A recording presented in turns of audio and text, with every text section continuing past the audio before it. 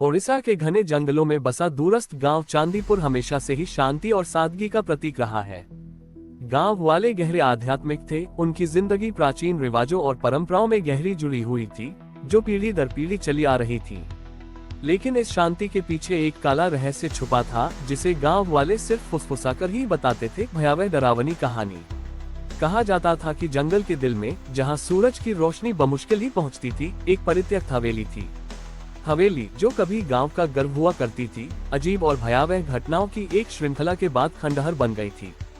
कोई भी उसके पास जाने की हिम्मत नहीं करता था, डर के मारे कि कहीं उसे उस हवेली में बसने वाली दुष्ट आत्मा का सामना न करना पड़े। ये कहानी कई साल पहले शुरू हुई थी, जब एक धनी और रहस्यमयी ठाकुर परिवार गांव में आया था। उन्होंने गांव की हलचल से दूर शांति पाने की उम्मीद में ये भव्य हवेली बनाई थी।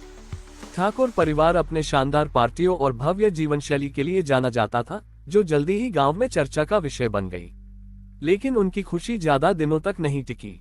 एक भयानक तूफानी रात, जब उनके यहाँ एक बड़ी पार्टी चल रही थी, एक जोरदार तूफान ने गांव को अपनी चपेट में ले लिया। हवाएं हजारों चुड़ैलों की तरह चीख रही थीं और बिजली आसमान को भयावह चमक से भर रही थी। पार्टी के मेहमान शरण की तलाश में हवेली के अंदर चले गए। जब तूफान बाहर उगरा था, अंदर का माहौल तेजी से तनावपूर्ण हो गया। मेहमानों में बेचैनी की फुसफुसाहट फैलने लगी और जल्द ही एक भयानक चीख हवेली के अंदर गूंज उठी। चीख का स्रोत कभी नहीं मिला और अब भयभीत मेहमान अगली सुबह जल्दी जल्दी हवेली छोड़कर चले गए। ठाकुर परिवार भी इस घटना से परेशान था, लेकिन उन्होंने वहां रहने का फैसला किया। अगले कुछ हफ्तों में हवेली में अजीब घटनाएं होने लगी। सेवकों ने अजीब फुसफुसाहटें सुनी, वस्तुएं अपने आप हिलने लगी और रात में छायाएं जीवित हो उठी। अंतिम झटका तब लगा जब सबसे छोटा ठाकुर बच्चा, एक प्यारी बच्ची राधिका, बिना किसी निशान के गायब हो गई। आखिरकार डर और निराशा से ग्रस्त ठाकुर परिवार ने हवेली छोड़ दी, उसे तत्वों और जो भी अंधेरे बल वहां रहते थे, उन पर छोड़ दिया। गांव वाले अब हवेली की भयावह प्रतिष्ठा से अवगत, उससे दूर रहने लगे। कभी भव्य संरचना जल्दी ही बर्बाद हो गई, उसकी खिड़कियां टूट गईं और उसकी दीवारें लताओं से ढक गईं। हवेली एक भयावह स्थान बन गई, जिसे भयावह डरावनी हवेली के नाम से जाना जाता था। साल बीत गए और भयावह डरावनी की कहानी एक भूतिया कहानी बन गई, जिसे बच्चों को आज्ञाकारी बनाने के लिए सुनाया जाता था। लेकिन कोई भी वास्तव में उस भूतिया कहानी पर विश्वास नहीं करता था, जब तक कि एक गर्मी की शाम को साहसी किशोरों का एक समूह अपने साहस का परीक्षण करने का फैसला नहीं करता। उनमें राघव, मीरा, अमित और पूजा थे। सभी अपनी बहादुरी साबित करने के लिए उत्सुक थे। उस भूतिया हवेली में एक रात बिताकर टॉर्च, कंबल और एक डर मिश्रित उत्साह के साथ समूह सूर्यास्त के बाद हवेली की ओर रवाना हुआ। जंगल हर कदम के साथ और अंधेरा हो गया और एक अजीब सी चुप्पी उन्हें घेरने लगी। अंततः वे हवेली के सामने खड़े थे। उसका विशाल आकार रात के आकाश के खिलाफ उभर रहा था। क्या हम सच में ये कर रहे हैं? मीरा की आवाज थोड़ी कांप रही थी। अब पीछे नहीं हट सकते, राघव ने आत्मविश्वास दिखाने की कोशिश की। ये बस एक पुराना घर है, डरने की कोई बात नहीं है। उन्होंने चरमराते हुए गेट को धक्का दिया और बड़े हुए आंगन में कदम रखा। हवेली का मुख्य द्वार थोड़ा सा खुला था, जैसे उन्हें अंदर बुला रहा हो। गहरी सांस लेते हुए उन्होंने सीमा पार की और अंदर के अंधेरे, सड़ी हुई जगह में प्रवेश किया। हवा में सड़ांध की गंध थी और फर्श की लकड़ियां उनके वजन से चरमरा रही थीं। ये जगह मुझे बहुत डरावनी लगती है, अमित ने फुसफुसाकर कहा। उसकी आंखें चारों ओर घूम रही थीं। चलो कोई जगह ढूंढते हैं और साथ रहते हैं, पूजा ने सुझाव दिया। हम साथ रहेंगे तो ठीक रहेंगे। वे बड़े हॉल में पहुंच गए, जो अब अपनी पुरानी शान की परछाई मात्र था। झूमर पर मकड़ी के जाले लटके थे और टूटा हुआ फर्नीचर फर्श पर बिखरा पड़ा था। जब वे बैठे तो उन्हें महसूस हो रहा था कि कोई उन्हें देख रहा है। घंटों बीत गए और हवेली अजीब तरह से शांत रही। समूह ने भूतिया कहानियां साझा करके और डरते हुए हंसते हुए अपने हौसले बनाए रखने की कोशिश की। लेकिन जैसे जैसे आधी रात नजदीक आई, हवा में एक डरावनी भावना भर गई। तापमान गिर गया और एक अस्वाभाविक ठंड ने हॉल को घेर लिया। क्या तुम्हें भी यह महसूस हुआ? मीरा ने कांपते हुए पूछा। हाँ, यहाँ बहुत ठंड है, राघव ने जवाब दिया। उसकी सांस ठंड में दिखाई दे रही थी। चलो सोने की कोशिश करते हैं, सुबह जल्दी ही आ जाएगी। वे एक दूसरे के पास सिमट गए, एक दूसरे की उपस्थिति में सांत्वना खोजते हुए। लेकिन नींद दूर थी और पुरानी हवेली की डरावनी चुप्पी कभी कभी फर्श के चरमराने की आवाज से ही टूटती थी। अचानक एक जोरदार धमाका हॉल में गूंज उठा, उन्हें जागते हुए झटका दिया। यह क्या था? अमित ने हौंफते हुए कहा, उसका दिल तेजी से धड़क रहा था। पता नहीं, राघव ने कांपते हुए कहा।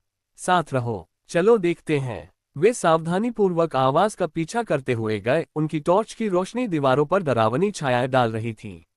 आवाज उन्हें एक संकरे सीढ़ी की ओर ले गई, जो अंधेरे में उतर रही थी। गहरी सांस लेते हुए राघव ने रास्ता दिखाया और बाकी उनके पीछे पीछे चले। सीढ़ी उन्हें एक अंधेरे कम रोशनी वाले तहखाने में ले गई। हवा में सड़ांध की गंध थी और छत से पानी टपक रहा था। कमरे के बीच में एक पुराना जंग लगा लोहे का दरवाजा था, थोड़ा सा खुला हुआ। शायद यही आवाज आई थी, मीरा ने फुसफुसाते हुए कहा। क्या हमें इसे खोलना चाहिए? अमित ने डरते हुए पूछा। हमें पता लगाना होगा, राघव ने कहा, दरवाजे को धक्का देकर खोलते हुए। दरवाजे के पीछे जो था वह उनके जीवन में हमेशा के लिए बसा रहेगा। कमरा पुराने सड़ते फर्नीचर से भरा हुआ था और बीच में एक बड़ा सजावटी आईना था।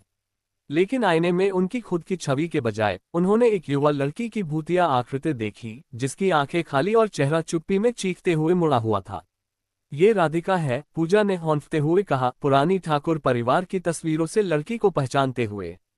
भूतिया आकृति उनकी ओर बढ़ने लगी, उसका अलौकिक रूप फर्श पर ग्लाइडिंग कर रहा था। समूह डर के मारे पीछे हट गया, लेकिन दरवाजा उनके पीछे बंद हो गया, उन्हें अंदर फंसा दिया।